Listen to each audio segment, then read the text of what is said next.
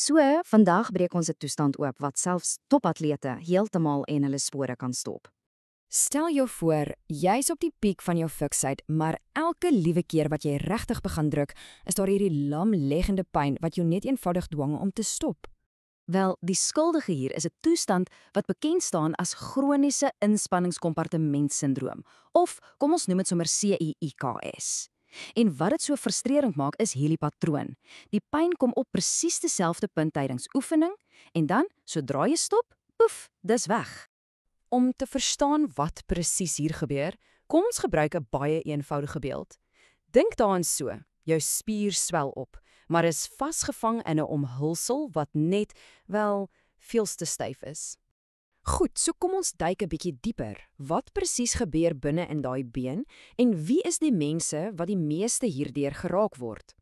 Kyk, die hele probleem lê by die bindweefsel, daai fascia wat jou spiere omring. Dis soos 'n stywe kous. Anders as jou spiere, rek dit nie. So wanneer jy hard oefen en bloed in jou spiere inpomp, hulle kan tot 20% groter word, dan word hulle letterlik gewurg binne in hierdie omhulsel wat net nie wil meegee nie. En wie kry dit? Wel, die data wys die mediaan-ouderdom is maar net 20.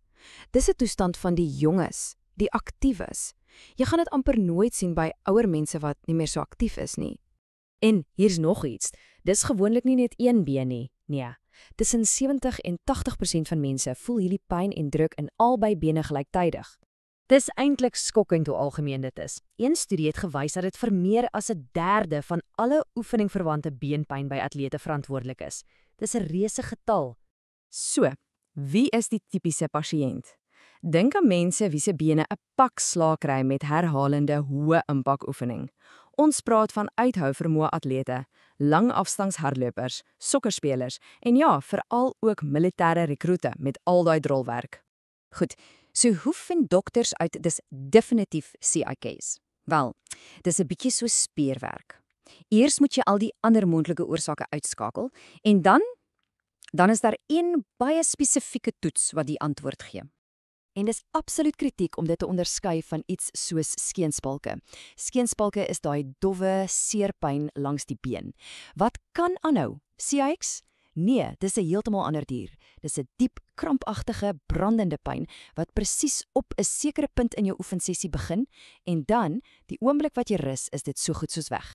So, om heeltemal seker te maak, is daar regtig net een manier en dis wat hulle die goue standaard noem. Dis 'n toets waar hulle die werklike druk binne in daai spierkompartement gaan meet. Dis die enigste manier om sonder twyfel te weet. En hoe werk hierdie toets? Wel, hulle meet eers die druk in jou spier terwyl jy rus. Dan, en hier's die belangrike deel, moet jy oefen tot daai bekende pyn begin. Hulle meet dan die druk weer onmiddellik daarna en dan weer na 5 minute. Daai druklesings na die oefening, dis wat die diagnose maak of breek. Reg, so die diagnose is in, dis CIS. Nou kom die moeilike deel. Die atleet staan voor 'n redelike skerp keuse met behandelingsopsies wat, wel, drasties verskillende resultate het. Kyk, mens probeer natuurlik eers die gewone dinge, rus, fisio, ys, maar die bronne is baie duidelik hieroor. Vir 'n hoë prestasie atleet wat wil terugkom na hulle sport. Hierdie goed werk eenvoudig nie op die lang duur nie. Die oomblik dat hulle weer begin hard oefen, is die pyn terug. En dit los ons basies met net een opsie wat regtig werk: chirurgie. Die operasie word 'n fasciotomie genoem. Wat hulle doen is, hulle sny letterlik daardie stywe fascia, daai omhulsel, oop om die druk permanent te verlig. Dit gee die spier uiteindelik die spasie wat dit nodig het. Maar hier's die kinkel in die kabel. Al is chirurgie die mees betroubare opsie, is die uitslag, wel, dis glad nie 'n waarborg nie. Hierdie syfers vertel die hele storie. Ja, omtrent 2/3 van die mense wat die operasie kry, kan suksesvol terugkeer na hulle sport. Dis die goeie nuus. Maar dan is daar daai ander derde, vir wie die operasie nie werk soos gehoop nie. Die pyn kom terug of hulle kan net nooit weer op dieselfde vlak kompeteer nie. En die brondek self som dit perfek op met hierdie aanhaling. Dit sê basies dat alhoewel die prosedure self nie vreeslik kompleks is nie, is die uitkomste allesbehalwe eenvormig positief. Dis 'n bietjie van 'n dobbelsteen gooi. En dit los die atleet met 'n ongelooflike moeilike vraag, né? As jou grootste passie ook die bron van jou grootste pyn is, wat doen jy?